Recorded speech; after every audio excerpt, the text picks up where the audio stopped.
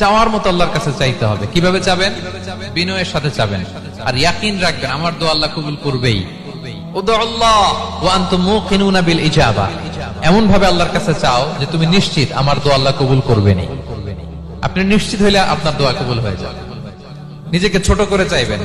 ফাসআলুল্লাহ বিবুতুনি আকুফিকুম, বিষ্ণু বলেন তোমাদের হাতের তালুগুলো উপরের দিকে। ভিক্ষুকরা যেমনি চায়, স্যার 2 দিন ধরে কিছু খাই নাই স্যার, 2টা টাকা দেন, এই যে ভাবে যে চায় হাত পাতে, এরকম হাতের তালুগুলো উপরের দিকে করে ভিক্ষুকের মতো আল্লাহর কাছে চাও।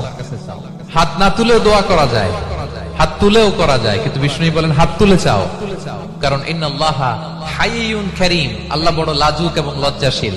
বান্দা যখন হাত তুলে ভিক্ষুকের মতো কিছু চায়, ওই হাত খালি হাতে ফিরিয়ে দিতে আল্লাহ লজ্জা লাগে, খালি হাতে ফিরিয়ে দিতে আল্লাহ লজ্জা পান। হাত তুলে চাইবেন।